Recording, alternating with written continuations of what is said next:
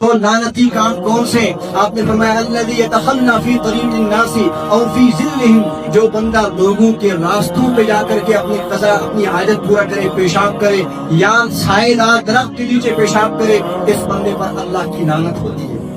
اب آج کے ڈیٹ میں بہت سے لوگ کہہ سکتے ہیں ہم تو راستوں پر نہیں بیٹھتے، لیکن دیکھا گیا ہے قربانی کی میں نے اللہ کی رضا کے لیے، اور اس کا سارا وہ جو اوجری وہ ساری بدبو اور غلاظت لا کر کے پبلک کے عام راستے راستے میں ڈال دی، اور میں نے خدا پر گویا کوئی احسان کر دیا کہ اللہ میں نے قربانی کی ہے، اور وہاں سے عام مسلمان بچوں کا گزرنا مشکل ہو رہا ہے، بزرگوں کو بیماروں کو مشکل اور مشکلات کا سامنا ہو رہا ہے، لوگ تکلیف کے شکار ہیں، یہ بندہ خوش ہے کہ ہم نے قربانی کر دی ہے، قربانی کا گوشت بانٹ دیا ہے۔ اسی طرح ٹھیک ہے ایک نئی شکل ہے، پہلے زمانے میں بچے کپوں میں اپنے پیشاب وغیرہ سے فارغ ہو جاتے، اب ڈائپر وغیرہ موجود ہیں، لیکن کتنے لوگوں کو آپ نے دیکھا کہ یہ ساری چیزیں جمع کرنے کے بعد راستے میں نالیوں میں آس پاس لا کر کے بہا دیا، اور اس کو کوئی دیندار آدمی بھی بڑے بہت سے دیندار جس کو کوئی گناہ سمجھتے، حالانکہ رسول اللہ کیا فرما رہے ہیں صلی اللہ علیہ وسلم کے فرمایا لعنتی کاموں سے بچو، لوگوں کے راستوں میں پیشاب کرنے والے، اب پیشاب آپ پیک کر کے پھینک دیں ڈائپر کی شکل میں یا ویسے بیٹھے، بات تو سیم ہوئی،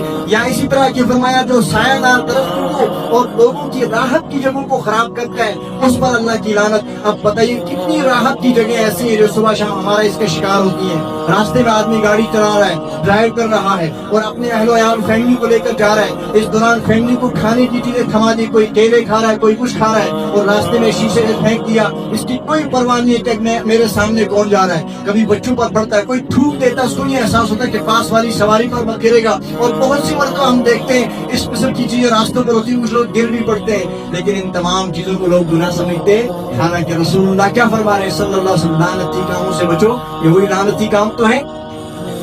اسی طرح اس کے علاوہ بے شمار روایات ہیں جن میں یہاں پر اسلام نے طہارت، نظافت، پاکیزگی کا حکم دیا۔ اگلی بات مجھے بتائیے، یہ تو ظاہری پاکی ہے، میں نے پہلے عرض کیا تھا اللہ پاک ہے، اللہ کا نبی بھی پاک ہے، اللہ کا قرآن بھی پاک ہے، اللہ کی شریعت بھی پاک ہے، اللہ کی جنت بھی پاک ہے، خدا کے محبوب نبی کا مدینہ بھی پاک ہے، یہ سارے پاک تو میں نے پہلے گنا دیے تھے۔ اب مسئلہ میرا اور آپ کا کیا ہم ان پاک ہستیوں، ان پاک صفات ذاتوں کے ساتھ ہمارا کوئی کنیکشن ہے نہیں؟ بتائیے جس کی آنکھیں ناپاک ہوں اس کو اللہ کہاں قبول کرے گا، جس کی زبان ناپاک ہو اس کو اللہ کہاں قبول کرے گا، جس کا دل ناپاک ہے، صبح شام حسد ہے، بغض ہے، نفرت ہے، اس سینے کو اللہ کہاں قبول کرے گا؟ جب مسلمان ناپاکی میں ملوث ہو گیا، چاہے اس کی آنکھوں کی غلاظت ہو، چاہے اس کی زبان کی غلاظت ہو، چاہے اس کے دل کی آلودگی ہو، نتیجہ یہ نکلتا ہے کہ یہ انسان اللہ تعالیٰ کی بارگاہ میں مردود ہو جاتا ہے۔ آخری بات، آپ کے پاس کوئی چیز ہو اچھی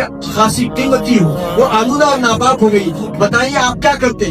پہلے مرحلے پر آپ اس کو صاف کرنے کی کوشش کرتے ہیں، ایسا ہی ہے؟ اور اگر پاک صاف کرنا ممکن نہ ہو تو کیا کرتے ہیں؟ پھینک دیتے ہیں نا۔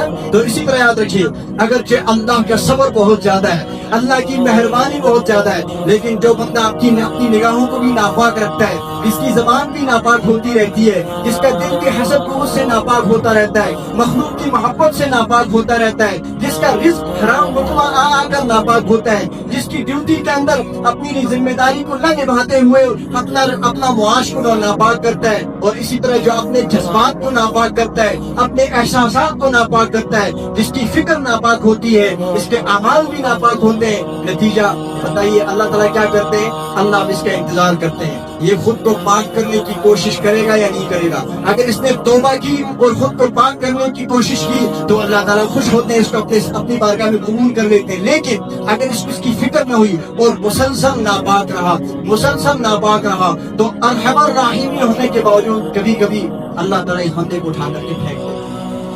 ڈسٹ بین میں ہم بھی چیزوں کو پھینکتے ہیں، خدا بھی اٹھا کر پھینک دیتا ہے، اور پھر خدا کا پھینکنا کیسا ہوتا ہے؟ پھر ایسی چیزوں کا آدمی شکار ہوتا ہے کہ بغیر بیماری کے بیمار، بغیر پریشانی کے پریشان، سب کچھ ہوتے ہوئے ڈپریشن میں، سب کچھ ہوتے ہوئے اندر سے ضمیر مردہ ہے۔ کیوں؟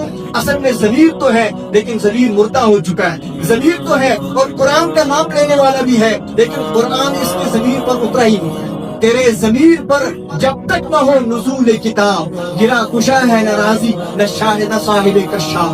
قرآن پاک میں علامہ کا جو شعر ہے، یہ شعر دراصل قرآن پاک کی اس آیت کی تفسیر ہے۔ اللہ فرماتے ہیں لا یمسہ الا المطہرون، قرآن کو نہیں چھوتے مگر پاک لوگ۔ کیا مطلب ہے؟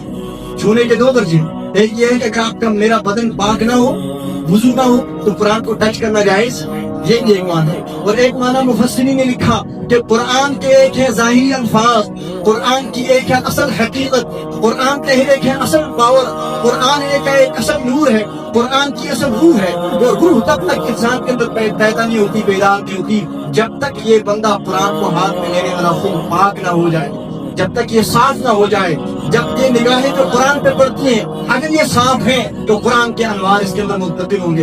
ये ज़बान जो कुरान को पढ़ती है अगर ये पाकीज़ा है तो कुरान के अनवार इसमें उतरते हैं। अगर ये फिक्र पाक है, ये जज्बा पाक है तो कुरान अपनी रोशन तालीमात का असर इसकी हयात पे डालता है। लेकिन जब ये चीजें नहीं होती है तो सब कुछ पढ़ने के बावजूद इंसान ना से निजे के नापाक होता है। बल्कि अजीब बात कहकर मैं बात खत्म करता हूँ। एक बहुत बड़े बुजुर्ग के पास एक बंदा आया, उसने शिकायत की कि हजरत हालांकि बहुत कुरान पढ़ने वाला, जिंदगी में इसका कुरान हाफिज कुरान भी था, तौहीन ना हो जाए माजरत के साथ हकाइक बयान कर रहा हूँ, हाफिज कुरान भी था और दीन के साथ उसका बज़ाहिर काफी सारा ताल्लुक था। लेकिन वो ये शिकायत देकर के आया कि हजरत मैं परेशान हूँ, कुरान मुझसे भाग है। कुरान क्या है? भागने का मतलब मैं याद करता हूँ मुझे भूल जाता है, मैं पढ़ता हूँ मेरी जबान भी अटकती है और मुझे पढ़ने में दुश्वारी होती है। अब मुझे लगता है कि मुझ पर सहर तो नहीं हुआ, अब ये इसको सहर और जादू समझ करके इसका इलाज कर रहा है। लेकिन निगाही मर्द मोमिन, निगाही मर्द मोमिन, अल्लाह के हबीब ने फरमाया इत्तकू फिरासत अल मोमिन, इलाज हकीकी अमराज देखने हो तो किसी मर्द मोमिन के साथ सामने आ जाओ। उस पर चूंकि कुरान उसकी ज़मीन पर उतर गया होता है तो उसकी जबान पे भी कुरान आता है, उसकी निगाहें भी कुरानी निगाह रखती है। तो अल्लाह के वली ने कहा मैं आपको हकीकी मर्ज बताऊं, आप पर जादू सहर किसी इंसान ने नहीं किया है, हाँ शैतान का जादू आप पे चढ़ पड़ा है जो आपके दिल में बेजा ख्वाहिशात का आप शिकार हो, जिसका आप जानते हो और आपका रब जानता है। उसी का नतीजा है कि कुरान आपसे भाग रहा है। क्यों? कि कुरान के अनवार आपके बदन में एक नापाकी गैर महसूस तरीके से जारी है, अल्लाह का नूरानी कुरान इससे निकल रहा है। अल्लाह ताला हम सबको पाक होने की तौफीक अता फरमाए, अपनी ज़बानों को, अपनी आंखों को, अपने दिल को, अपने ख्यालात को और अपने रिज़्क को पाक करने की कोशिश करने की तौफीक दे। रसूलुल्लाह सल्लल्लाहु अलैहि वसल्लम ने एक मौके पर फरमाया, आखिरी बात फरमाया या अय्युहर रसूल, कुरान पाक की आयत पढ़ी, फरमाया अल्लाह फरमाते हैं अपने नबियों से, ए रसूलो, ए पैगंबरों, कुलू मिनत तय्यिबाति वअमलू सालिहा, ए नबियों हलाल रिज़्क खाओ और नेक अमल करो। मुफस्सिरीन ने कहा पहले हलाल और पाकीज़ा खाने की बात आई, दूसरे नंबर पर नेक अमाल की बात क्यों आई? एक तरतीब बताई जा रही है कि जिस बदन में हलाल जाता है, जिस बदन में पाकीज़गी होती है, जो बदन परवान चढ़ता है पाकीज़ा माहौल में, पाकीज़ा रिज़्क के साथ, उसी के अंदर पाकीज़ा जज्बात भी उभरते हैं, उसी के अंदर पाकीज़ा फरियाद भी पैदा होती है और उसी के काम भी पाकीज़ा होते हैं। यहाँ का चूंकि वक्त नहायत मुख्तसर होता है, मैं भी प्यासा रहता हूँ, शायद आप भी रहते होंगे। बहरहाल ईमान वाले के लिए नसीब के इतना काफी है, इंसान जिसको फिक्र लग जाए, जो कोशिश लेके आ जाए, उसको अल्लाह पाक मालामाल करते हैं। खुदा ताला हम सबको तौबा की तौफीक अता फरमाए और हर किस्म की गिराजतों से अपने आप को, अपने माहौल को, अपने अनवायान को, अपनी जिम्मेदारियों को आलाइशों से पाक करने की फिक्र नसीब फरमाए। और आखिर दावाना अल्हम्दुलिल्लाह।